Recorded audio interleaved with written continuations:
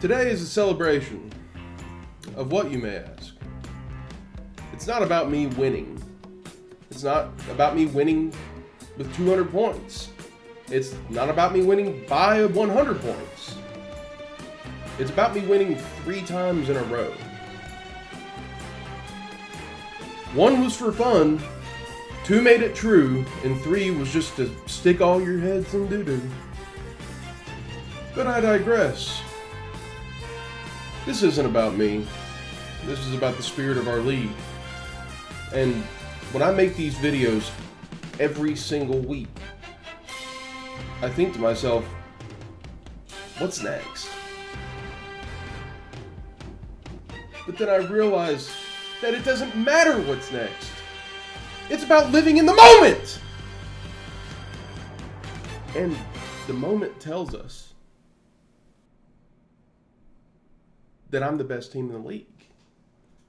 In this moment, I'm the greatest.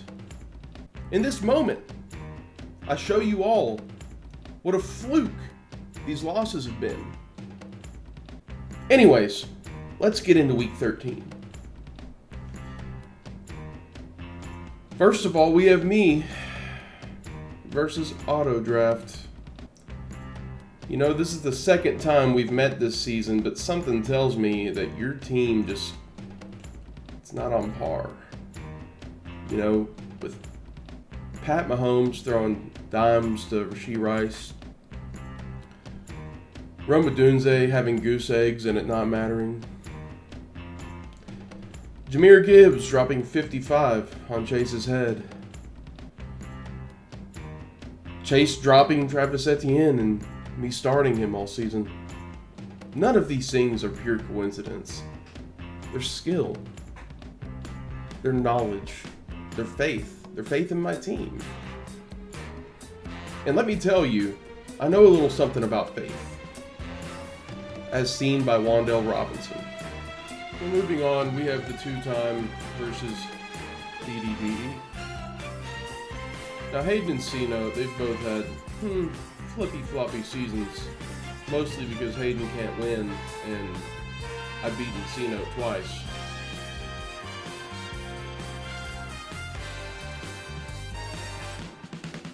Jacoby Brissett being the starting QB for the 2-time is horrendous. I don't think I've ever seen anything like it. That said, it can't be any worse than Lamar Jackson did last week. Zay Flowers projected 17 blows my mind. I don't believe it. I thought Nico Collins was still hurt. Jalen Warren's on the Steelers. Breece Hall, he's on the Jets. George Kittle, one bad move from a 6-week hamstring injury on IR. And Jordan Addison dropped a goose egg last week. We got to do something here, Aiden. You still have the shot. The shot for 6th. You can make it to the playoffs. Maybe not this week, though, because Jackson Smith and Jigba carries Cino's entire team. Stephon Diggs is probably the best player on New England. Derrick Henry is dust. Tyrone Tracy, who? You guys need to get it together. Next up, we have the Cocaine Lumberjacks versus the Washington Rednecks. Now, something about this doesn't sit right with me. I think Chase is due for a comeback game. I mean, he kind of has to be.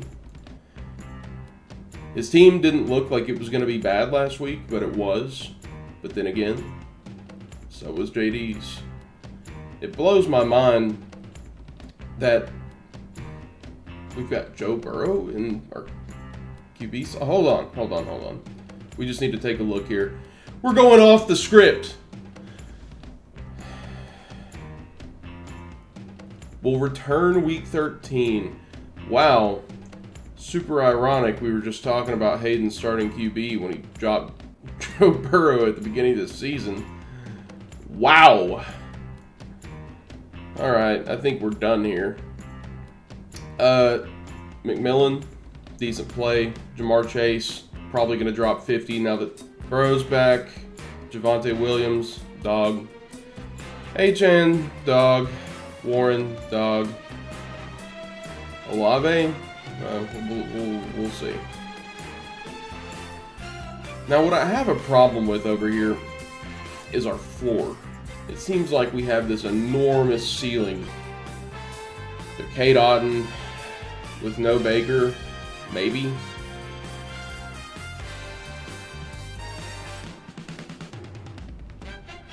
Maybe.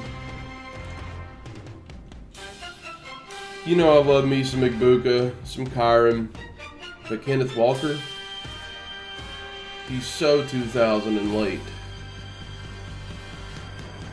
Next up, we have the Phantom Troop versus Not Dakota. Now, something notable here is that Not Dakota is actually in first place this year. It's pretty wild. Some taco league.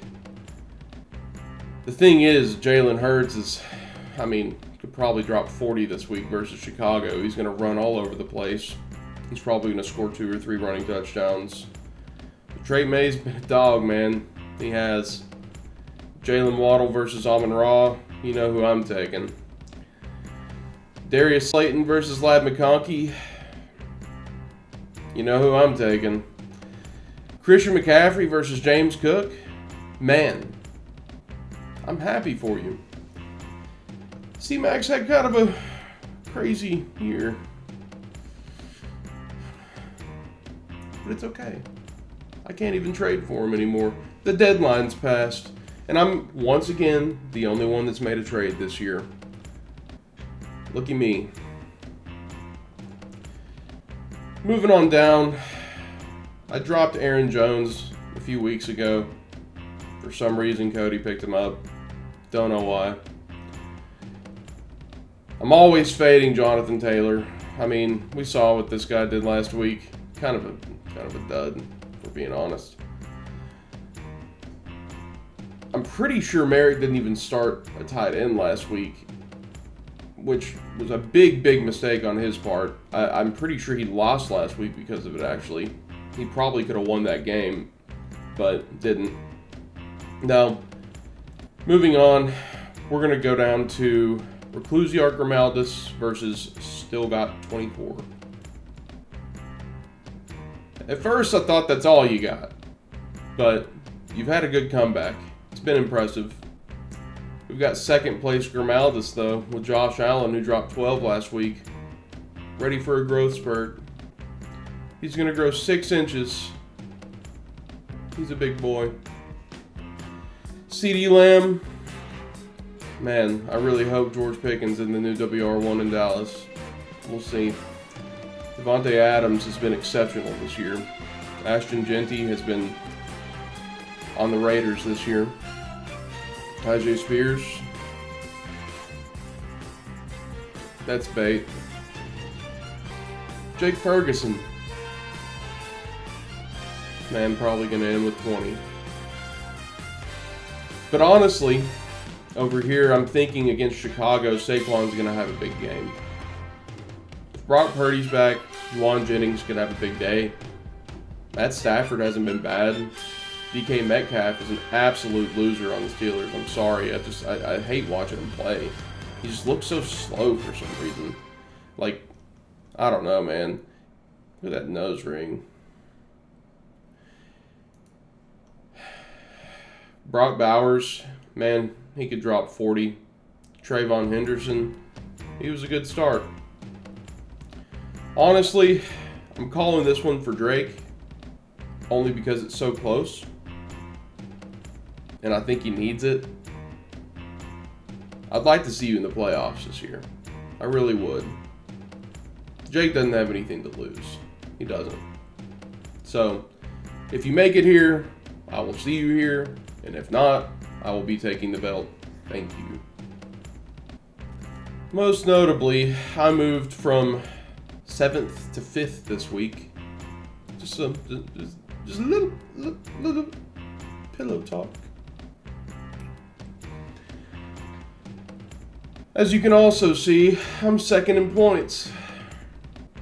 Which, if you haven't noticed, does mean something. It means that the entire season's been a fluke.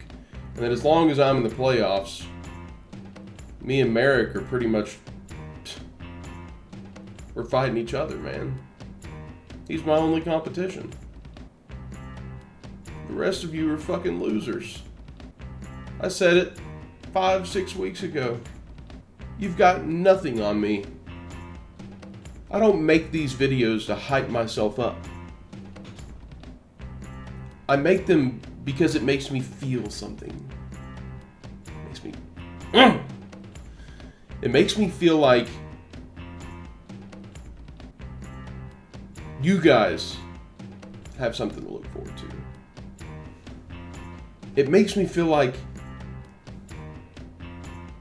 I'm bending you over and injecting spirit into you. It makes me feel like when I make a video, Merrick will put a tight end whenever his is on bye week. It makes me feel good. Okay?